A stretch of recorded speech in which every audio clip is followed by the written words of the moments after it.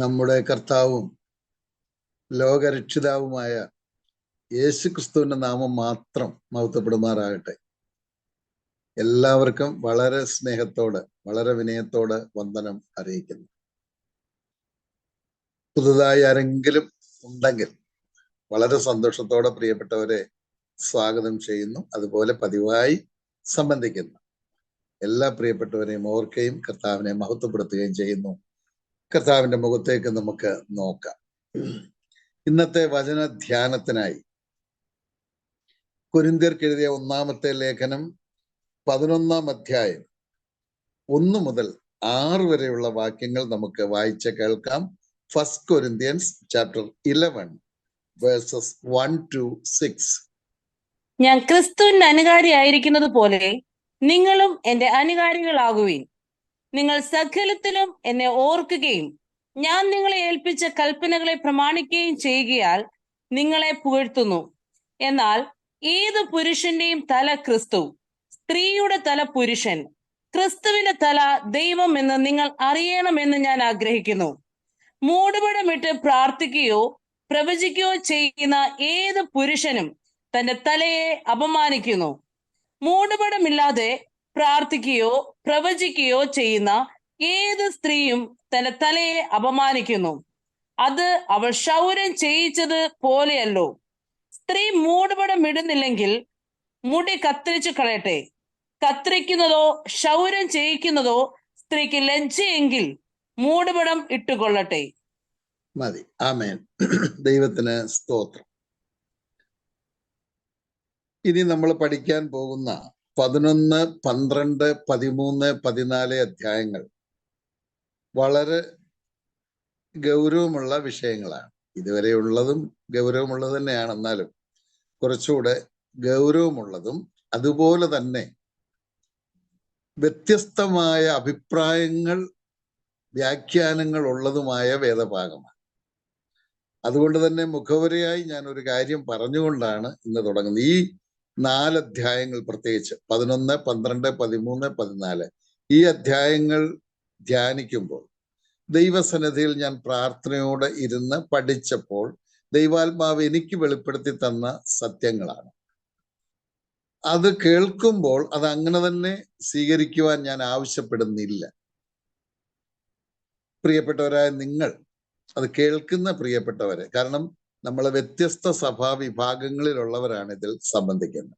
ചിലപ്പോൾ ഓരോ വാക്യങ്ങളിൽ അഭിപ്രായ വ്യത്യാസങ്ങൾ കാണും. അതുകൊണ്ട് തന്നെ കേട്ട് അത് ദൈവസന്നിധിയിൽ പ്രാർത്ഥനയോടെ ഇരുന്ന് ധ്യാനിക്കുകയും ദൈവാത്മാവ് അത് ബോധ്യപ്പെടുത്തി തരുന്നു എങ്കിൽ അത് സ്വീകരിക്കുകയും, ഇല്ലെങ്കിൽ ഞാൻ പറഞ്ഞതൊരു അഭിപ്രായമായി മാത്രം സൂക്ഷിക്കുകയും വരുന്ന ആളുകളിൽ അതും മറ്റു കാര്യങ്ങളും ചിന്തിക്കുകയും ചെയ്യണമേ എന്ന് സ്നേഹത്തിൽ ഓർപ്പിക്കുകയാണ്. ഇന്ന് വായിച്ച വാക്യത്തിൽ തന്നെ ഉണ്ട്. 11:16 ഒന്ന് വായിച്ചാട്ടെ. ഒരുത്തൻ തർക്കിപ്പാൻ ഭാവിച്ചാൽ അങ്ങനെയുള്ള മര്യാദ ഞങ്ങൾക്കില്ല, ദൈവസഭകൾക്കുമില്ല എന്നോർക്കട്ടെ. കുറെ കാര്യങ്ങൾ ഇവിടെ പറഞ്ഞിട്ടാണ് ഇത് പറയുന്നത്. ആ പറഞ്ഞതിലൊക്കെ അഭിപ്രായ വ്യത്യാസങ്ങൾ ഉണ്ടാകാൻ സാധ്യതയുണ്ട്. അതുകൊണ്ടാണ് പൗലോസ് അപ്പോസ്തലൻ പറഞ്ഞാൽ ഈ പറഞ്ഞ വിഷയത്തിൽ ആരെങ്കിലും തർക്കിപ്പാൻ വന്നാൽ അങ്ങനെ ഒരു പരിപാടി ഞങ്ങൾക്കില്ല. ഇത് തർക്കിച്ചല്ല ദൈവവചനം ബോധ്യപ്പെടേണ്ടത്, പകരം ദൈവത്തിന്റെ പരിശുദ്ധാത്മാവിനാലാണ്. അപ്പൊ ഇന്ന് പറയുന്ന വേദഭാഗങ്ങളും ഇനിയുള്ള വേദഭാഗങ്ങളും വ്യത്യസ്തമായ നിലയിൽ വ്യാഖ്യാനിക്കാവുന്നതാണ്. പലരും അങ്ങനെയൊക്കെ വ്യത്യസ്ത നിലയിൽ വ്യാഖ്യാനിച്ച് ചിന്തിച്ച് പഠിപ്പിച്ചിട്ടും ഒക്കെ ഉണ്ട്. അതുകൊണ്ട് പൗലോസ് അപ്പോസ്തലൻ തന്നെ പറയാണ്, ആരെങ്കിലും തർക്കിക്കാൻ വന്നാൽ, തർക്കിക്കാൻ സാധ്യതയുണ്ട്, വ്യത്യസ്ത അഭിപ്രായങ്ങളൊക്കെ ഇതിന്റെ മേൽ ഉടലെടുക്കാൻ സാധ്യതയുണ്ട്. വന്നാൽ അങ്ങനെ ഒരു മര്യാദ, തർക്കിക്കുന്ന ഒരു മര്യാദ ഞങ്ങൾക്കില്ല, അങ്ങനെ ഒരു രീതി ഞങ്ങൾക്കില്ല എന്നുള്ളതാണ്. നമുക്കറിയാം ഇന്ന് ഒരുപാട് കാര്യങ്ങളിൽ തർക്കമൊക്കെ നടക്കുന്നുണ്ട്. ആ തർക്കിക്കുന്നിടത്തൊക്കെ ഞാൻ ശ്രദ്ധിച്ചിട്ടുണ്ട്. അങ്ങനെ തർക്കിച്ചല്ല ദൈവവചനം ബോധ്യപ്പെടേണ്ടത്, ദൈവത്തിന്റെ പരിശുദ്ധാത്മാവിനാണെന്ന് നല്ല ബോധ്യം എനിക്കുണ്ട്. എന്നാൽ ഈ തർക്കിക്കുന്നവരെ നമ്മളൊന്ന് ശ്രദ്ധിച്ചാൽ അറിയാം, 2 കൂട്ടർ തമ്മിൽ തർക്കിച്ചിട്ട് ആരെങ്കിലും ഒരാൾ തോറ്റുവെന്ന് ഇന്ന് വരെ സംബന്ധിച്ചിട്ടുണ്ടോ? ഇല്ല. 2 കൂട്ടരും ഞങ്ങളാ ജയിച്ചെന്ന് പറയും. അതിനെന്തെങ്കിലുമൊക്കെ കുറെ കാരണങ്ങളും പറയും. അതുകൊണ്ട് ഇത് ദൈവാത്മാവ് ബോധ്യപ്പെടുത്തി തരുന്നതനുസരിച്ച് സ്വീകരിക്കുവാൻ സ്നേഹത്തിൽ ഓർപ്പിച്ചുകൊണ്ട് ഞാൻ വചനത്തിലേക്ക് പ്രവേശിക്കുകയാണ്. ഈ അധ്യായത്തിന് 2 ഭാഗങ്ങളാണ് ഉള്ളത്. 1 മുതൽ 16 വരെ, ശരിക്കും 1 മുതൽ 16 വരെ ഒരു വിഷയമാണ്. അവിടുത്തെ വിഷയം എന്ന് പറയുന്നത് സ്ത്രീകൾ, വിശ്വാസികളായ സ്ത്രീകൾ തല മൂടിക്കൊണ്ട് വേണം ആത്മീയ ശുശ്രൂഷകളിൽ സംബന്ധിക്കുവാനും ചെയ്യുവാനും എന്നുള്ളതാണ് അവിടുത്തെ ആശയം. 2ാം ഭാഗം എന്ന് പറയുന്നത് 17 മുതൽ 34 വരെയുള്ള വാക്യങ്ങളാണ്. അവിടെ സഭായോഗങ്ങളോടുള്ള ബന്ധത്തിലുള്ള കാര്യങ്ങളാണ്, വിശേഷാൽ കർത്തൃമേശയോടുള്ള ബന്ധത്തിലുള്ള അനുഗ്രഹീതമായ ചിന്തകളും അവിടെ ഉണ്ട്. ഇങ്ങനെ 2 ഭാഗങ്ങളാണ്. ഇന്ന് 16 വരെ ഉള്ള വാക്യങ്ങൾ ഒരു ഭാഗമാണ്, പക്ഷെ 16 വരെ നമുക്ക് കാര്യമായിട്ട് വിശദീകരിക്കാനായിട്ട് കഴിയാത്തത് കൊണ്ട് ഞാൻ അതിനെ 2ആയിട്ട് മുറിച്ച് ഇന്ന് 6 വരെയുള്ള വാക്യങ്ങൾ പഠിക്കാം എന്നാണ് വിചാരിക്കുന്നത്. 1-ാം വാക്യം നമുക്ക് ഒരു പ്രാവശ്യം കൂടെ വായിക്കാം. ഞാൻ ക്രിസ്തുവിന്റെ അനുകാരിയായിരിക്കുന്നത് പോലെ നിങ്ങളും എന്റെ അനുകാരികൾ ആകുവിൻ. ഈ വാക്യം ശരിക്കും 10-ാം വാക്യത്തിന്റെ ഒടുവിൽ വരേണ്ടതാണെന്നാണ് പല വേദപഠിതാക്കളുടെയും അഭിപ്രായം. 10 തീരുന്നത് ഈ വാക്യത്തോടു കൂടെയാണ് നല്ലതൊരു കൺക്ലൂഷൻ. ഇതാണ് കാരണം നമ്മൾ 10-ന്റെ 33 വായിച്ചത് ഞാൻ ഒരുപാട് കാര്യങ്ങൾ നമ്മൾ ഇന്ന് കർത്താവിന്റെ ദാസൻ സാം ബ്രദർ ഓർപ്പിക്കുകയുണ്ടായി. നമ്മൾ കഴിഞ്ഞ ആഴ്ച പഠിച്ചതിന്റെ സംക്ഷിപ്തം എന്ന് പറയുന്നത് നമ്മുടെ ദൈനംദിന ജീവിതത്തിൽ നാം ഒരു തീരുമാനം എടുക്കാനായിട്ട് പോകുമ്പോൾ നമ്മൾ ഈ 2 കാര്യങ്ങൾ ശ്രദ്ധിച്ചാൽ മതി. ഞാൻ പറയുന്നത്, ഞാൻ ചെയ്യുന്നത് ദൈവത്തിന് മഹത്വമായി തീരുമോ? 2, അത് മറ്റുള്ളവർക്ക് ഗുണം ചെയ്യുമോ? ഈ 2 കാര്യങ്ങൾ പോസിറ്റീവ് ആണെങ്കിൽ നമുക്ക് ആ കാര്യം ചെയ്യാം, ഇല്ലെങ്കിൽ ചെയ്യരുത് എന്നാണ് നമ്മൾ കഴിഞ്ഞ ആഴ്ച പൗലോസ് അപ്പോസ്തലനിലൂടെ പരിശുദ്ധാത്മാവ് നമ്മെ പഠിപ്പിച്ചത്. അങ്ങനെ പറഞ്ഞു വന്നിട്ട് ആ 10-ാം അധ്യായത്തിന്റെ ലാസ്റ്റ് വാക്യത്തിൽ പറഞ്ഞു, ഞാനും അങ്ങനെയാ ചെയ്യുന്നത്. ഞാൻ നിങ്ങളോട് പറഞ്ഞ കാര്യം ഞാനത് പ്രാവർത്തികമാക്കുന്ന കാര്യമാണ്. എന്നിട്ട് അതോട് ചേർത്ത് 10-ന്റെ അതിനോട് ചേർത്ത് പറയേണ്ടതാണ്, നിങ്ങളും ഞാൻ ക്രിസ്തുവിന്റെ അനുകാരി ആയിരിക്കുന്ന പോലെ നിങ്ങളും എൻ്റെ അനുകാരികളാകുവിൻ എന്ന് പറഞ്ഞ് അവസാനിപ്പിക്കുന്നതാണ് നല്ലത് എന്ന് പല വേദപഠിതാക്കളും അഭിപ്രായപ്പെടുന്നുണ്ട്. എന്ന് മാത്രമല്ല, ഞാൻ പല വേർഷൻ ബൈബിൾ എൻ്റെ കയ്യിലുണ്ട്, ഇംഗ്ലീഷ്, ഞാൻ അതൊക്കെ വായിച്ചു നോക്കാറുണ്ട്. ഒരു ബൈബിളിൽ 10-ാം അധ്യായത്തിലാണ് ഈ വാക്യം എഴുതിയിരിക്കുന്നത്.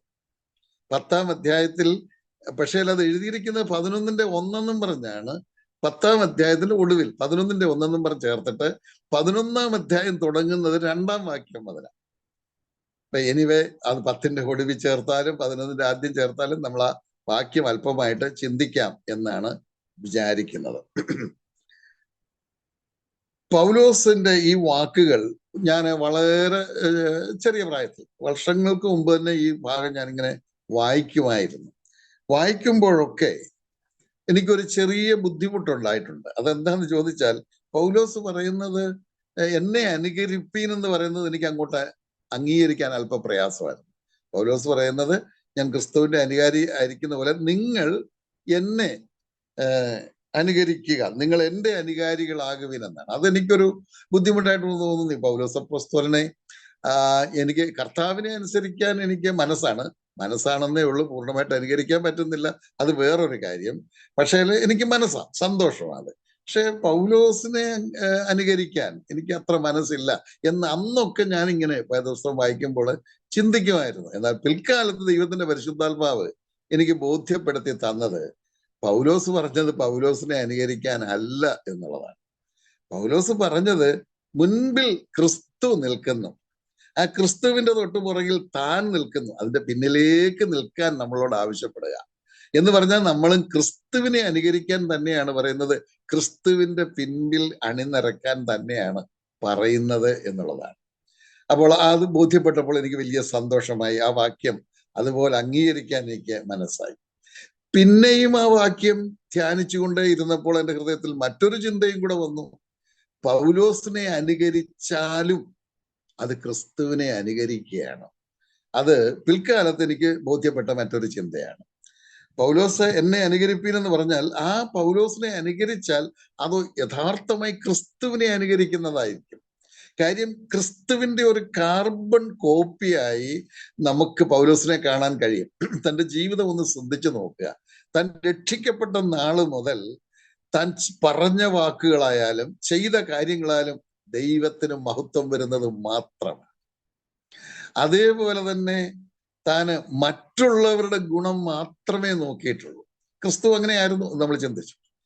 അത് അങ്ങനെ തന്നെ പൗലോസ് അപ്പോസ്തലനും മറ്റുള്ളവരുടെ ഗുണം മാത്രം നോക്കിക്കൊണ്ട് ആണ് പ്രവർത്തിച്ചത്. അതുകൊണ്ട് തന്നെ ഇനി പൗലോസിനെയാണ് നമ്മൾ അനുകരിക്കുന്നതെങ്കിലും അത് ക്രിസ്തുവിനെ അനുകരിക്കുന്നതിന് തുല്യമാണ് എന്ന് ഓർക്കുവാനും അങ്ങനെ ഒരു ചിന്തയും കർത്താവ് എൻ്റെ ഹൃദയത്തിൽ തന്നു. ഇനി ഞാൻ അവിടുന്ന് ആ വാക്യത്തിൽ നിന്ന് മറ്റൊരു ചിന്ത എൻ്റെ മനസ്സിലേക്ക് വന്നു. നമുക്ക് ക്രിസ്തുവിനെ രണ്ട് നിലയിൽ അനുഗമിക്കാനായിട്ട് സാധിക്കും. ക്രിസ്തുവിനെ അനുഗമിക്കാൻ രണ്ട് നിലയിൽ. ഒന്ന്, അനുകരിച്ചുകൊണ്ട് അനുഗമിക്കാം.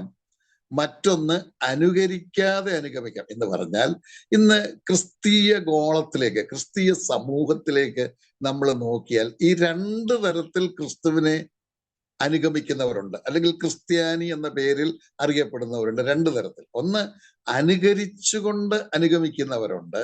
മറ്റൊന്ന്, അനുകരിക്കാതെ അനുഗമിക്കുന്നവരുമുണ്ട്.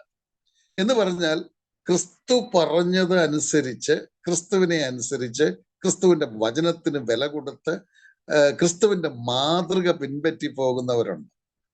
നമ്മള് പത്രോസിന്റെ ലേഖനം പഠിച്ചപ്പോൾ ഓർക്കുന്നുണ്ടല്ലോ. 1 പത്രോസ് ഇപ്പൊ വായിക്കുന്നില്ല, ചിലപ്പോൾ അത് വായിക്കേണ്ടി വരും പിന്നീട്. 1 പത്രോസ് 2:21 കഴിഞ്ഞ ആഴ്ച നമ്മളത് ഓർത്തു എന്നാണ് ഞാൻ ചിന്തിക്കുന്നത്. അവിടെ നാം വായിക്കുന്നുണ്ട്, നിങ്ങൾ അവന്റെ കാൽച്ചുവട് പിന്തുടരുവാൻ ഒരു മാതൃക വെച്ചിട്ട് പോയി. കർത്താവ് കാണിച്ചു തന്ന ഒരു മാതൃകയുണ്ട്. ആ മാതൃക പിൻപറ്റിക്കൊണ്ട് ഞാൻ വിശ്വാസിയാണ്, ഞാൻ ക്രിസ്ത്യാനിയാണ് എന്ന് പറഞ്ഞ് ജീവിക്കുന്നവരുണ്ട്. അത് ക്രിസ്തുവിന് അഭിമാനമാണ്. ക്രിസ്തുവിനെ അനുകരിച്ചുകൊണ്ട് അനുഗമിക്കുന്നത് അത് ക്രിസ്തുവിന് അഭിമാനമാണ്. അപ്പോൾ തന്നെ അനേകരും ക്രിസ്തുവിനെ അനുകരിക്കുന്നില്ല, ക്രിസ്തു പറഞ്ഞത് അനുസരിക്കുന്നില്ല, ദൈവവചനത്തിന് വില കൊടുക്കുന്നില്ല. എന്നാൽ അവരും ഞങ്ങൾ വിശ്വാസിയാണ്, ക്രിസ്ത്യാനിയാണ്, ക്രിസ്തുവിനെ അനുഗമിക്കുന്നവരാണ് എന്ന് പറയുന്നവരാണ്. അങ്ങനെയുള്ളവര് കർത്താവിന് അഭിമാനമല്ല, പിന്നെയോ അപമാനമാണ് എന്നും കൂടെ ഓർക്കാം. ഇവിടെ പ്രായോഗികമായി നമ്മൾ ചിന്തിക്കണമല്ലോ. നമുക്കൊന്ന് തിരിഞ്ഞു നോക്കാം. കർത്താവിനെ നമ്മൾ അനുഗമിക്കുന്നവരാണ്, വിശ്വാസികളാണ്, ക്രിസ്ത്യാനികളാണ്. നാം വാസ്തവത്തിൽ തന്നെ അനുകരിച്ചുകൊണ്ട് ആണോ അനുഗമിക്കുന്നത്? അതോ അനുഗമിക്കുന്നു, ക്രിസ്ത്യാനിയാണെന്ന് പറയുന്നു, വിശ്വാസിയാണെന്ന് പറയുന്നു, പക്ഷെ തൻ്റെ വചനത്തിന് വില കൊടുക്കാതെയാണോ പോകുന്നത് എന്നും കൂടെ ഒന്ന് ചിന്തിക്കുന്നത് നന്നായിരിക്കും. ആ വേദഭാഗത്ത് തന്നെ പത്രോസിന്റെ 1 പത്രോസ് 2:21 മുതൽ 23 വരെ കർത്താവ് കാണിച്ചു തന്ന ചില മാതൃകയുണ്ട്. അത് പിന്നീട് ഒരാവശ്യം നമ്മൾ ചിന്തിക്കേണ്ടി വരുന്നത് കൊണ്ട് ഇപ്പൊ ഞാനത് വിടുകയാണ്. കർത്താവ് നമ്മെ സഹായിക്കട്ടെ. നമുക്ക് ക്രിസ്തുവിനെ അനുകരിച്ചുകൊണ്ട് അനുഗമിക്കാം. ഇനി ഞാൻ അവിടെ നിന്ന് തന്നെ അതേ വാക്യത്തിൽ നിന്ന് എൻ്റെ ഹൃദയത്തിൽ വന്ന മറ്റൊരു ചിന്ത, സഭാ നേതൃത്വത്തിൽ ഇരിക്കുന്നവർ ഇങ്ങനെ പറയാൻ കഴിയുന്നവരായിരിക്കണം. പൗലോസിനെ പോലെ. പൗലോസ് ഉത്തരവാദിത്തപ്പെട്ട ഒരു ദൈവദാസനാണ്. സഭകൾക്ക് ആലോചനകൾ പറഞ്ഞു കൊടുക്കുകയും ബുദ്ധിപദേശം നൽകുകയും ഒക്കെ ചെയ്യുന്ന ഒരു ദൈവദാസനാണ്. നമ്മൾ പലരും അങ്ങനെയാണ്. നമ്മൾ കൂടി വരുന്ന സ്ഥലം സഭകളിൽ ആത്മീയ ചിന്തകൾ പകർന്നു കൊടുക്കുന്നവരും ദൈവവചനം വിശദീകരിച്ചു കൊടുക്കുന്നവരും നേതൃത്വം എടുക്കുന്നവരും വിവിധ വിഷയങ്ങളിൽ നേതൃത്വം എടുക്കുന്നവരും. നമ്മൾക്ക് ഇങ്ങനെ പറയാൻ കഴിയുമോ? നമ്മൾ കൂടി വരുന്ന ചെറിയ ചെറിയ കൂടിവരവുകളിൽ ഇങ്ങനെ പറയാൻ കഴിയുമോ? ഞാൻ ക്രിസ്തുവിന്റെ അനുകാരിയായിരിക്കുന്നത് പോലെ നിങ്ങൾ എൻ്റെ അനുകാരികളാകുവിൻ എന്ന് പറയാൻ നമുക്ക് കഴിയുമോ? കഴിയണം എന്നുള്ളതാണ്.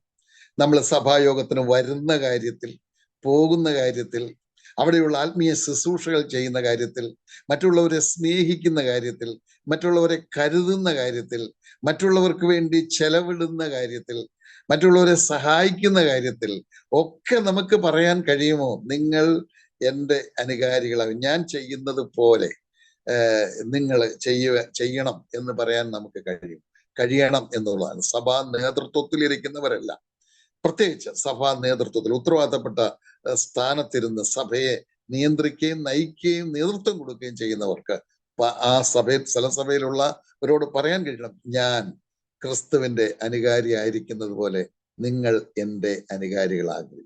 ഇതാണ് നല്ല ഒരു നേതൃത്വം എന്ന് പറയുന്നത്. ഇതിനൊരു എക്സാമ്പിൾ ആയിട്ട് ഞാൻ ഗിദെയോനെ ഒന്ന് ചൂണ്ടിക്കാണിക്കാം എന്ന് വിചാരിക്കുകയാണ്. ന്യായാധിപന്മാരുടെ പുസ്തകം 7-ാം അധ്യായം 17-ാം വാക്യം ഒന്ന് വായിക്കാം. ന്യായാധിപന്മാരുടെ പുസ്തകം 7-ാം അധ്യായം അതിന്റെ 17-ാമത്തെ വാക്യം ഒന്ന് വായിക്കാം.